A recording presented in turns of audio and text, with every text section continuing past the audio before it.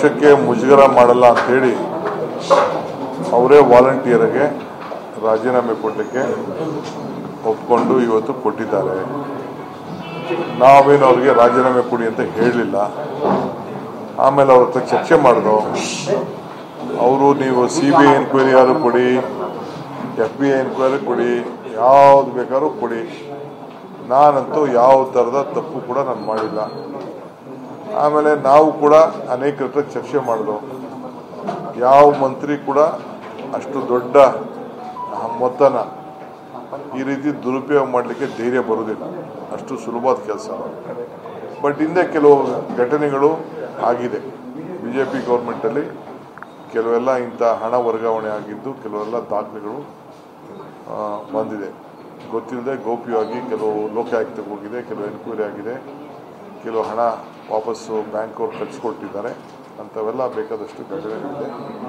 ಅದೆಲ್ಲ ಮುಂದಕ್ಕೆ ನಾವು ಬರ್ತೇವೆ. ಇವನು ಬೇರೆ ನಮ್ಮ ಬುಲೆಟಿ ಶೇಖರ್ ಅವ್ರು ಬೇರೆ ಏನೋ ಹೇಳಿದ್ದಾರೆ. ಅದು ಎಲ್ಲ ಚೆಕ್ ಮಾಡಿಸ್ತೀವಿ. ನನಗೆ ಸತ್ಯಾಂಶ ಏನು ಗೊತ್ತಿಲ್ಲ. ಅವೆಲ್ಲ ಅಂಥ ಕೇಸ್ಗಳೆಲ್ಲ ನಾವೆಲ್ಲ ಚೆಕ್ ಮಾಡಿ ಮುಂದಕ್ಕೆ ನಾನು ಎಲ್ಲ ಚೇರ್ಮನ್ಗಳಿಗೂ ಕರೆದೊಂದು ಮೀಟಿಂಗ್ ಮಾಡೋಣ ಅಂತ ಇದ್ದೀವಿ. ನಾನು ಅವ್ರಿಗೆಲ್ಲ ಸ್ವಲ್ಪ ಪಾಠ ಹೇಳಬೇಕಾಗಿದೆ. ಈ ರೀತಿ ಎಲ್ಲ ಭಾಳ ಹುಷಾರಾಗಿರಬೇಕು ಅಂತೇಳಿ.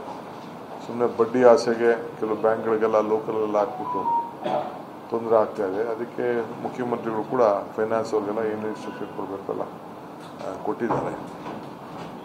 ಸೊ ಜಾಗೃತರಾಗಿ ಎಲ್ಲ ಚೇರ್ಮನ್ಗಳೆಲ್ಲ ಇರಬೇಕಾಗ್ತದೆ. ಇದೆಲ್ಲ ಹ್ಯಾಬಿಚುವಲ್ ಅಫೆಂಡರ್ಸ್ ಅಂತ ಕಾಣ್ತದೆ. ಇವೆಲ್ಲ ಇಂಥ ಕೆಲಸ ಮಾಡ್ತಾ ಇರೋದು. ಸಚಿವರುಗಳ ಗಮನಕ್ಕೆ ಬರದಲ್ಲಿ ಅಧಿಕಾರಿ ವರ್ಗದಲ್ಲಿ ಈ ರೀತಿ ಆಗ್ತಾ ಇದೆಯಾ ಅಂತ ಆ ಥರ ಮಾಡೋಕ್ಕಾಗಲ್ಲ, ಆ ಥರ ಮಾಡಲೂಬಾರ್ದು. ಆಮೇಲೆ ಬೋರ್ಡ್ ರೆಸಲ್ಯೂಷನ್ ಹಿಂದೆ ಯಾವ ಹಣ ಕೂಡ ಈ ಥರ ಒಂದು ಬ್ಯಾಂಕಿಂದ ಇನ್ನೊಂದು ಬ್ಯಾಂಕ್ಗೆ ಆಗಲ್ಲ. ನಮ್ಮನ್ನು ಬಂದು ಎಷ್ಟೋ ಜನ ಕೇಳಿದ್ದಾರೆ, ನಮ್ಮ ಬ್ಯಾಂಕಲ್ಲಿ ಡೆಪಾಸಿಟ್ ಇಡಿ, ನಮ್ಮ ಬ್ಯಾಂಕಲ್ಲಿ ಡೆಪಾಸಿಟ್ ಇಡಿ ಅಂತ ನಮ್ಮನ್ನು ಬಂದು ಕೇಳಿದ್ದಾರೆ. ನನಗಿಲ್ಲ ಅಂತ ಅಲ್ಲ, ನಾನು ಪವರ್ ಮಿನಿಸ್ಟರ್ ಆಗಿದ್ದಾಗ ಬೇರೆ ಬೇರೆ ಇದ್ದಾಗ ಸಂದರ್ಭದಲ್ಲಿ ಅವ್ರಿಗೆ ಕೇಳಿದ್ದಾರೆ. ನಾವು ಇದಕ್ಕೆಲ್ಲ ಇನ್ವಾಲ್ವ್ ಮಾಡೋಕ್ಕೆ ಹೋಗ್ತಿರಲಿಲ್ಲ. ಬಟ್ ಏನೇ ಆದರೂ ಬೋರ್ಡ್ ರೆಸಲ್ಯೂಷನ್ ಮಾಡಬೇಕು ಒಂದು. ಎರಡನೇದು ಡಿಪಾರ್ಟ್ಮೆಂಟ್ ACS ಸೆಕ್ರೆಟರಿಗಳು ಇರ್ತಾರೆ ಬೋರ್ಡಲ್ಲಿ. ಚಿಕ್ಕ ಬೋರ್ಡ್ ಆಗಲಿ ದೊಡ್ಡ ಬೋರ್ಡ್ ಆಗಲಿ ಅವರೆಲ್ಲ ಸೆಕ್ರೆಟರಿಗಳು ಇರ್ತಾರೆ. ಅವ್ರು ಸ್ವಲ್ಪ ಜವಾಬ್ದಾರಿಯಾಗಿ ಅವರೆಲ್ಲ ನಡ್ಕೊಳ್ತಾರೆ. ಬಟ್ ಇದಕ್ಕೆ ಭಾಳ ಸೀರಿಯಸ್ ಆಗಿ ಈಗಾಗಲೇ ಚೀಫ್ ಮಿನಿಸ್ಟ್ರು ಅದಕ್ಕೇನು ಬೇಕೋ ಎಲ್ಲ ಎನ್ಕ್ವೈರಿ ಆರ್ಡರ್ ಮಾಡಿದ್ದಾರೆ. SIT ಮಾಡಿದ್ದೀವಿ. ಜೊತೆಗೆ ಇಷ್ಟು ಕೋಟಿ ಆದಮೇಲೆ ಯಾವುದಾದ್ರು ಬ್ಯಾಂಕಲ್ಲಿ ಫ್ರಾಡ್ ಆದರೆ CBI ಆಟೋಮೆಟಿಕ್ಕಾಗಿ ಹೋಗ್ತದೆ. ಬಹುಶಃ ಅದು ಕೂಡ ಇನ್ವೆಸ್ಟಿಗೇಷನ್ ಅವರು ಕೂಡ ಮಾಡ್ತಾರೆ.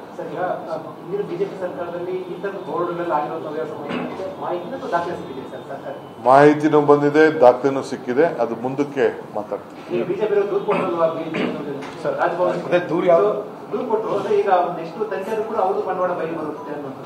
ಯಾರು ನನಗೇನು ಅವ್ರು ಮಾಡಿದಾರೋ ಬಿಟ್ಟಿದಾರೋ ಅದು ನನಗೆ ಸದ್ಯಕ್ಕೆ ನಾನು ಮಾತಾಡೋಕೆ ಹೋಗುದಿಲ್ಲ.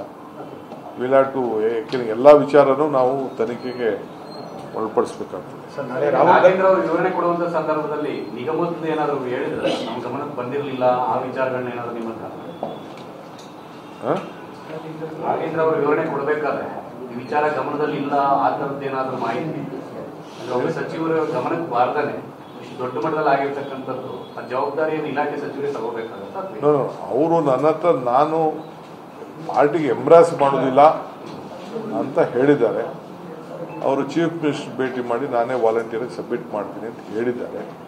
ನನ್ನೂ ಬಂದು ಮಾತಾಡ್ತೀನಿ ಅಂತ ಹೇಳಿದ್ದಾರೆ. ಮೀಟಿಂಗಲ್ಲಿ ಏನಾಗಿಲ್ಲ. ನಾವು ವಾಸ್ತವಾಂಶ ಏನು ಅಂತ ಕೇಳ್ಕೊಡು ಅಷ್ಟೇ. We have not asked him to resign. ನಾವು ಮುಖ್ಯಮಂತ್ರಿನೂ ಆದೇಶ ಕೊಟ್ಟಿಲ್ಲ, ಮಾಧ್ಯಮದಲ್ಲಿ ಬಂದಿದ್ದೆಲ್ಲ ಸುಳ್ಳು, ಅವ್ರು ಆದೇಶ ಕೊಟ್ಟಿಲ್ಲ. ನಾವು ವಾಸ್ತವಾಂಶ ತಿಳ್ಕೊಬೇಕಲ್ಲ. ಬಟ್ ನಾವು ಪಾರ್ಟಿಗೆ ಎಂಬ್ರಾಸಿಂಗ್ ಆಗೋದು ಬೇಡ ಅನ್ನೋದು ಅವ್ರದ್ದು ಆಸೆ ಇದೆ ಅಂತ ಹೇಳಿದ್ರು. ನಾನಿಂಥ ತೀರ್ಮಾನ ಮಾಡ್ತೀನಿ ಅಂತ ಹೇಳಿದ್ರು. ತಿರ್ಗಾ ಬಂದು ನಾನು ಭೇಟಿ ಮಾಡ್ಬೋದು.